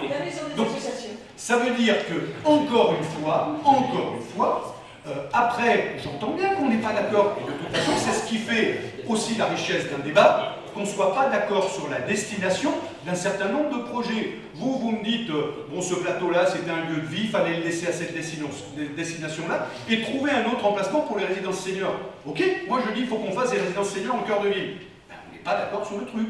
Donc moi, à un moment, je regarde les possibilités de construction et d'aménagement que nous avons en centre-ville, parce que nos seniors aujourd'hui, qui sont des gens à mobilité limitée, eh bien, ne peuvent pas se retrouver à l'autre bout de la ville. Et je vais vous faire cette confidence. J'avais, moi, cette véritable crainte, à l'époque, c'était sur les Calabres, où on m'avait dit, mais vous inquiétez pas, parce qu'aujourd'hui, on est sur des résidences seniors, aujourd'hui, on est sur de la résidence senior, on n'est pas sur de l'EHPAD. Et on m'avait dit, mais vous inquiétez pas, les mobilités vont évoluer. Et vous voyez bien qu'à l'époque, c'était Cogedim qui était à l'origine de ce projet. Et Cogedim avait été très visionnaire, parce que vous avez noté que, à partir de demain, on aura une piste cyclable qui va partir du Creps, qui va aller jusqu'à Charmel et qui pourra desservir tout le cœur urbain d'agglomération. Donc ils avaient été très visionnaires sur ce projet-là, parce que les gens pourront se déplacer avec des vélos, et notamment des vélos électriques, parce qu'encore une fois, on est sur de la logique de résidence senior et pas de l'EHPAD. Mais en tous les cas, mesdames et messieurs, il faut que nous ayons des solutions. Parce que, imaginez bien que les 25 personnes qui vont intégrer ces résidences, ces maisons-là, ces 25 personnes qui habitent dans des grandes maisons, qui vont, vous avez vu la contrainte que nous avons aujourd'hui sur le plan immobilier, et notamment sur les maisons dans Bellerive, mais ailleurs. Ces 25 personnes vont lâcher des maisons qui ont vocation à être des maisons familiales et qui seront peut-être demain réutilisées par des familles. Alors effectivement, on pourrait aussi urbaniser pour faire des maisons familiales, mais la logique aussi, c'est de trouver des solutions de turnover, parce que j'ai très bien compris que 80% effectivement des seniors qui restent à la maison, ça arrange tout le monde. L'État, ça arrange tous celles et ceux qui devraient prendre en charge les seniors. Moi, je suis de ceux qui pensent qu'il faut que nous trouvions des solutions. Et j'ai pris cet engagement dans le cadre de mon programme, que je trouverai des solutions pour loger nos seniors et leur proposer des solutions de vie décentes, parce que très sincèrement, ce que j'ai vu, et je terminerai là-dessus, ce que j'ai vu le 5 juin de la part d'un certain nombre de mes administrés, eh bien très sincèrement, on n'est plus dans des vies décentes. Oui, mais j'entends bien ce que vous dites, mais sauf que je ne suis pas sûr que ce que vous avez vu le 5 juin, ces gens-là pourront aller dans ce type de maison, résidence senior. Si c'était si simple que ça, à Vallon-Sully, il y a un taux de pauvreté. Si M. Bonjean, les 25, si M. Bonjean et Frédéric va vous expliquer pourquoi. 15 qui sont prises. Et Frédéric va vous expliquer pourquoi. Parce qu'il y a des sociétés, il y a des logiques d'accompagnement sur les loyers. Et comme c'est des petits revenus, ils auront des grosses logiques d'accompagnement. En fait, l'IVAMO, un de ses objectifs, c'est de maintenir les loyers vraiment accessibles. Donc à Vallon, un T2, c'est 650 €. 650 €, c'est pas rien. Attendez, monsieur Bonjean. J'ai pas fini. 650 € et un T3, c'est 850 €. Par contre, comme pour tous les logements, quand on a des petits revenus, il y a la location logement qui prend le relais. Donc ça, c'est aussi une partie du travail des accompagnants sociaux, dont le CCAS. Donc ça en fait partie. Ensuite, si on veut regarder simplement ce qui se passe au niveau des locations, y compris pour les personnes âgées, ou pas d'ailleurs sur l'agglomération, franchement, pour 450 €, on n'a pas grand-chose. Hein. On a un studio, pas forcément en super état, pas forcément à plein pied, pas forcément avec des réductions de coûts de chauffage, etc. Donc il faut rester aussi raisonnable. Et pas forcément non plus avec un accompagnement d'une résidence qui est sécurisée, avec un concierge, etc. En moyenne, effectivement, sur les résidences seniors, on se retrouve avec un studio en ce moment sur Vichy, dans une résidence senior, sécurisée en étage, c'est 1 900 € sans rien de plus. On n'est pas dans cette logique de prix-là, et c'est ce sur quoi nous avons été particulièrement vigilants dans le projet. On est sur un projet où vous pourrez le tourner comme vous voudrez. Vous pourrez le tourner comme vous voudrez. Les femmes et les hommes qui vont profiter de ce projet-là vont y gagner en pouvoir d'achat. Ça, c'est une conviction profonde. Parce qu'aujourd'hui, ils habitent dans des grandes maisons familiales, parce qu'ils n'ont pas d'autre solution. Parce que malheureusement, on a un marché de l'immobilier, et notamment sur cette cible-là senior, qui est hyper contracté. Et malheureusement, les gens n'ont pas forcément d'autre choix. Et là, je peux vous garantir qu'ils vont trouver de la qualité de vie, et ils vont retrouver du pouvoir d'achat. Je pense qu'on n'est pas d'accord là-dessus. Ça, c'est évident. Je vois bien, on est une pas d'accord. différence, parce que moi, je suis désolé, 650 à 850 €. Autour de moi, j'ai des exemples concrets qui habitent dans des appartements et qui n'iront pas dans une maison individuelle, si belle soit-elle, à 650 € parce qu'ils ne peuvent pas, tout simplement. Il faut arrêter, on n'est pas dans de la. Non, mais après, voilà, on va être sur un dialogue stérile, ça ne sert plus à rien, puisqu'à un moment, vous n'entendez pas les arguments. Non, j'entends pas, parce que là, vraiment, c'est une vraie séparation idéologique, en fait. J'ai écouté avec intérêt ce qu'a dit Mme Després concernant sa visite à Vallon-Sully. Vous avez exprimé le fait que certaines familles rejoignaient leurs enfants. Moi, ma question, puisque vous avez été apte à pouvoir mettre des clauses dans ce contrat, est-ce qu'il y a une clause, alors je mets des gros guillemets sur ce mot de favoritisme, mais en tous les cas, est-ce que vous aurez un droit de regard sur les gens, les premiers, les primo-accédants, c'est-à-dire, puisque vraiment vous insistez sur ces gens qui vivent à Bellerive dans des conditions compliquées, mais est-ce que vous êtes assuré que les premiers qui vont arriver peuvent avoir une sorte de pied à l'étrier pour pouvoir entrer dans cet établissement bellerivois? Donc nous, c'est ce que je vous disais en début de ce propos, c'est que le CCAS souhaite rester le partenaire privilégié. Il y a une jeune femme qui est l'animatrice de ces villages, que j'ai eu au téléphone, et qui, au contraire, est ravie d'avoir enfin un interlocuteur, parce que d'habitude, elle arrive sur les sites, et c'est elle qui fait toute seule, qui cherche le maillage avec les partenaires. Donc là, nous aussi, on est partenaire privilégié, mais aussi pour pouvoir dire attention, on veut que nos Bellerivois soient privilégiés pour les entrées par rapport aux autres. Vous n'avez pas le droit de regard sur les dossiers, par exemple. Pourquoi on peut très bien conventionner et faire un droit de regard sur les commissions d'attribution des logements, comme on le fait avec les bailleurs. Donc ça c'est encore à finaliser, puisque de toute façon, on se revoit déjà autour du 10 avec les porteurs de projet. Il faut bien comprendre qu'on est sur un vrai travail de partenariat. On est sur un vrai travail de partenariat, et vous imaginez bien qu'un opérateur, vous pouvez l'appeler un promoteur, on l'appelle un promoteur, un opérateur, quand la puissance publique lui appelle la clientèle, il est d'autant plus ravi, parce que, au fond, ça correspond aussi à l'image, l'histoire qu'on vous raconte là, c'est l'histoire qu'on nous a racontée.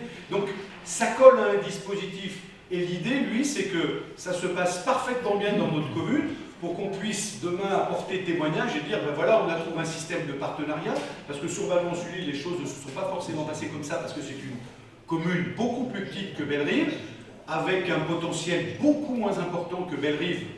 Fred le disait tout à l'heure, aujourd'hui on a 15 maisons qui sont remplies, mais quand on regarde Vallon-Sully, je vous invite à regarder Vallon-Sully, c'est déjà extraordinaire, ils ont rempli les 15 maisons. Donc ça veut dire qu'on voit bien qu'aujourd'hui, on a une vraie logique de travail partenarial, et moi je crois encore à la confiance collective.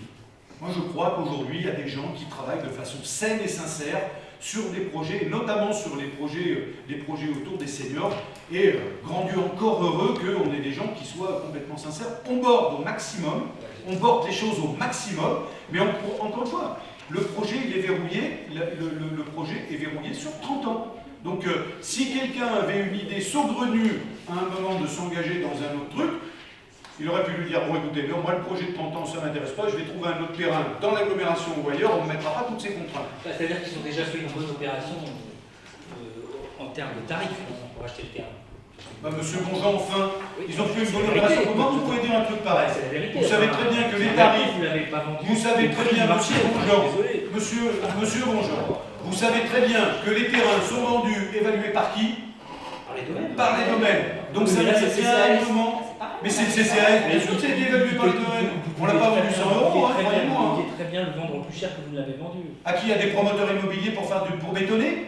Vous étiez contre tout à l'heure, maintenant il aurait fallu faire ça? C'est quoi l'intérêt? L'intérêt, c'est pas ça, c'est que si vous voulez, vous avez en face de vous, vous nous dites, on trouve des gens vertueux. Bon, ben en fait, vous vendez le terrain plein cœur de ville, hein, à quelqu'un qui est bien content de le prendre. Qui porte un projet d'intérêt, pour moi, l'intérêt général. C'est pas l'intérêt général. C'est comme ça que vous m'exprimez, mais vous me dites qu'on aurait pu le vendre beaucoup plus cher. Ben oui, un promoteur immobilier pour bétonner. Parce que ça, faire d'autres choses aussi. Je peux vous assurer qu'on aurait trouvé des gens pour faire. On aurait pu, monsieur Bonjean, trouver beaucoup d'opérateurs, des promoteurs, comme vous les appelez, des promoteurs, très intéressés aujourd'hui pour faire du R2, R3 là sur le plateau Cavi. Croyez-moi. Donc, vous voyez, ça c'est votre projet, c'est pas le mien. Non, nous aujourd'hui on a un projet de résidence senior et aujourd'hui un projet pour répondre à une partie de la population. À une partie de la population. À une partie. Ben oui, les seniors. 25% de notre population aujourd'hui à Bellerive. Une grosse partie de la population. Voilà, à 25%. Donc, moi aujourd'hui. Des seniors. Non, mais une partie des seniors. Une partie des seniors, parce que je vous assure que je suis absolument certain que si nous faisions 500 maisons, on n'aurait pas forcément 500 seniors qui pourraient s'installer dedans. En tous les cas, je suis absolument certain que ce projet-là, on n'aura absolument pas de mal pour le remplir. Parce qu'il y a une vraie demande et il y a des besoins. Et d'ailleurs, c'est une des raisons pour lesquelles je suis là pour le compte convaincu d'une chose, c'est qu'un opérateur privé ne monte pas, contrairement au public, des projets où il perd de l'argent. Contrairement à nous. Je crois que nous avons beaucoup débattu sur ce plateau Cavi. Hein, monsieur Desmoules. Rapidement, je ne vais pas revenir sur ce qui a déjà été évoqué, mais moi j'ai juste une question sur l'opération en elle-même, donc 450 000 €. Quid de cet argent une fois la vente réalisée? À quoi ça va servir? CCS par vacances. Non. Mais sérieusement, bah oui, monsieur Desmoules, vous savez très bien qu'aujourd'hui, on n'est pas des rats en guerre. Hein, aujourd'hui, on récolte une somme d'argent. On a, je crois, je vous ai parlé du patrimoine immobilier du CCAS qui est dans un état absolument déplorable. Je vous rassure, monsieur Desmoules, on n'en aura pas assez pour rénover ce qu'on nous a laissé. On n'en aura pas assez. Donc les 450 000 €, Fred vous parlait tout à l'heure de la résidence Maurice Genevoix, c'est un quart de ce dont nous aurions besoin pour rénover la résidence, et je le répète, Maurice Genevoix que l'on nous a laissé dans un état pitoyable. Donc ça veut dire que cet argent va être en premier lieu utilisé pour revenir sur les deux piliers fondamentaux de la politique sociale de Bellerive, un toit décent sur la tête et de quoi manger dans son assiette. Donc les euros, les précieux euros du CCAS vont être investis en grande partie pour rénover les logements pitoyables que nous proposons aujourd'hui à nos habitants. Comme de toute façon on ne s'engage pas à des projets fantaisistes, on voulait être sûr aussi que ce soit fait. la réflexion, elle se mène déjà depuis un moment, et pour le moment, on a plusieurs dossiers à mener. Donc, pour le moment, effectivement, on ne va pas vous dire on va faire ça. Non, mais c'est pas ce que je vous demande s'il y a une orientation de cette marge-là. Évidemment, je ne comprends pas le fond de votre tête, Monseigneur Alain Miaoui. Cette agression dont j'ai eu part, le ton sarcastique que j'ai eu de votre part, le ton ultra défensif de M. Metz, c'est une question. Je n'ai pas utilisé mes deux sensibles pendant ce conseil municipal, et je pose juste une simple question. Voilà. Donc, je vous ai fait une simple réponse. Un petit peu agressif. Oh, bah tout de suite, ça ne me ressemble pas. Dans l'agressivité. Tout de suite, monsieur Desmoules, dès qu'on vous donne une réponse, mais que ce n'est pas la réponse que vous attendez, on est agressif. Donc je vous dis qu'on va rénover les bâtiments. C'était juste une plaisanterie. Certes de mauvais goût, mais Oui, voilà. Donc je l'assume, excusez-moi. Bravo, vous savez, détendons-nous, ça fait du bien aussi. Vous savez. On a eu un conseil municipal compliqué la dernière fois. Non, mais c'est l'argent n'est pas tabou. Non, mais sans être agressif. C'est pas tabou, mais je vous dis ce qu'on va en faire. Voilà. Je vous dis malheureusement quand ce je qu'on vous va en parle faire. du prix, vous me renvoyez le domaine, alors qu'on peut faire. Après, vous dites, oui, ça va servir à rénover, mais si on avait vendu un peu plus cher dans votre projet, parce que moi je ne l'aurais pas vendu, je le redis, je veux dire, on aurait pu aussi profiter d'une main d'argent un peu plus importante pour le CCAS. Donc voilà, mais monsieur c'est une Bonjean, réflexion pourquoi monsieur Bonjean, au CCAS. enfin monsieur Bonjean, comme question. là aussi, là aussi on va prendre. Allons jusqu'au bout de la démarche et de la réflexion.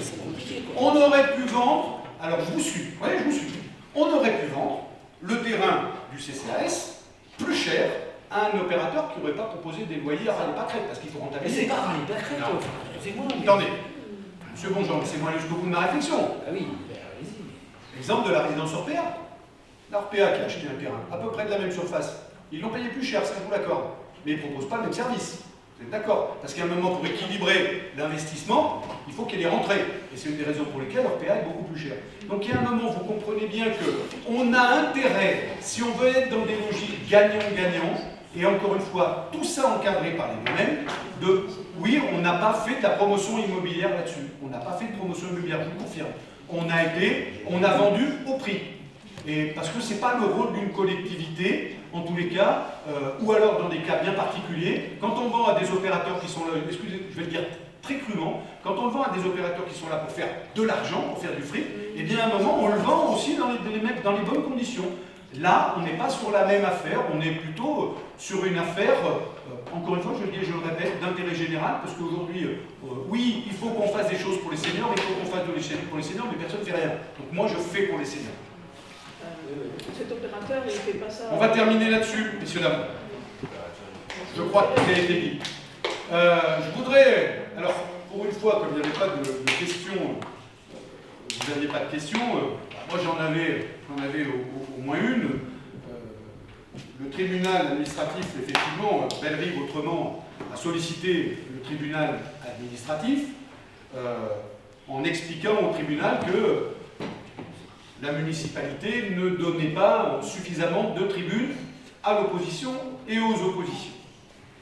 Vous avez d'ailleurs, à ce sujet, fait un post sur Facebook, je le dis. Le maire de Bellerive a tenté de museler la parole de l'opposition, la justice a tranché. Le tribunal administratif de Clermont nous donne raison, 200 signes pour donner notre vision de la gestion municipale, ce n'est pas assez. Moins d'un tweet en guise de droit de parole, nous aurons désormais droit à la parole, comme l'indiquait le juge administratif. Une victoire pour tous les Bellerivois qui n'ont pas voté en 2020 pour la liste majoritaire et qui étaient réduits au silence. J'espère, M. Desmoules, que ce poste, vous l'attribuez également à celui qui a mis ce dispositif en place, qui n'était autre que Jean-Michel Guerre, qui a mis ce dispositif en place, sur lequel, effectivement, mais là vous avez eu raison, mais c'est vrai qu'aussi vous êtes un petit peu spécialiste du fait, sur les recours auprès du théâtre. Moi, dans l'opposition, 5, M. Desmoules, 5 recours au théâtre. Non. Il y a un seul recours au tribunal. On a, alors, je vous ferai lecture tout à l'heure des recours au théâtre. Depuis 2016, il y a eu 5 recours au théâtre. Mais en 2016, je n'étais pas élu, monsieur le maire. Donc, comme je vous le disais, j'espère que vous attribuez bien cette réflexion à travers votre poste à celui qui a initié cette règle, encore une fois, à la proportionnelle par rapport à l'élection, nous bénéficions exactement du même avantage quand j'étais dans l'opposition, et comme j'étais tout à fait d'accord avec vous sur l'absurdité de ce truc et que nous avons continué, puisque, effectivement, je regrette que nous n'ayons pas fait une démarche auprès du tribunal administratif parce qu'on aurait pu avoir plus de signes. Donc ça veut dire... Non. Parce que moi j'ai fait un recours au tribunal administratif à ce moment-là et j'ai perdu, monsieur. Donc vous aviez perdu à ce moment-là? Comme quoi la société évolue, vous voyez. Je ne savais pas que vous avez fait le recours, mais comme quoi, vous voyez que les choses changent. 21 mots à l'époque. Vous voyez que les choses changent. Parce que comme je me rappelle, j'étais dans l'autre bout de l'opposition. Et donc du coup, moi j'avais fait un recours. Voilà, c'était ça, c'était 70. Mais comme quoi, vous voyez, monsieur Bonjean. Moi j'en avais 21. Autre temps, autre jugement. Mais en tous les cas, encore une fois, c'était pour rappeler qu'on avait simplement appliqué que ce qui nous avait été appliqué, ce qui nous semblait être plutôt de bon sens. C'est d'ailleurs une des raisons où M. Guerre nous avait expliqué qu'on était à la proportionnelle et que, ok, contact, on applique comme tel. Il se trouve qu'à l'époque, et rappelez-vous, en début de mandat, je vous avais dit effectivement c'est absurde. En revanche, si vous voulez, chacun à votre tour, utiliser la tribune en totalité pour vous exprimer plus longuement, vous pouvez le faire. Donc, le tribunal a tranché, M. Bonjean, cette fois, en fait, vous n'êtes jamais dans le bon camp. Jamais. Donc, en fait, il a tranché. Remerciez M. Desboules. J'interroge mon karma. Vous allez pouvoir bénéficier, dès le mois de juin, donc, d'une tribune politique qui sera exactement égale entre la majorité et les oppositions. Cette règle, en fait, elle avait été imposée. La règle actuelle, c'est de donner plus de tribunes. Et comme on est d'accord et qu'on va le faire très simple, parce qu'on est entre votre famille, on va diviser en 4. La majorité et les oppositions, si vous en êtes d'accord, bien évidemment, auront le même niveau d'expression. Ça me permettra, mon intention était, vous imaginez, pas du tout comme M. Guerre d'ailleurs, de museler l'opposition, donc ça permettra de rattraper. En fait, M. Guerre doit m'entendre, mais bien sûr, merci M. Sanba, vous êtes très gentil. souvent dit que vous aviez corrigé beaucoup d'erreurs du passé, vous n'aviez pas corrigé celle-là, pourtant vous l'avez tous collectivement demandé. Bon, c'est la justice qui a tranché, contact. Très bien. Donc, le défaut, bien évidemment, à partir de la prochaine tribune, on vous le fera savoir, mais nous partagerons effectivement la page 4 et chacun aura droit au même nombre de signes en termes d'expression. Avec même taille de police, bien évidemment, il n'y aura pas des polices 16, mais des polices 11, bien sûr. Je vous remercie, mes chers collègues. Passez une bonne soirée. Prochain conseil au mois de juin. 22 juin.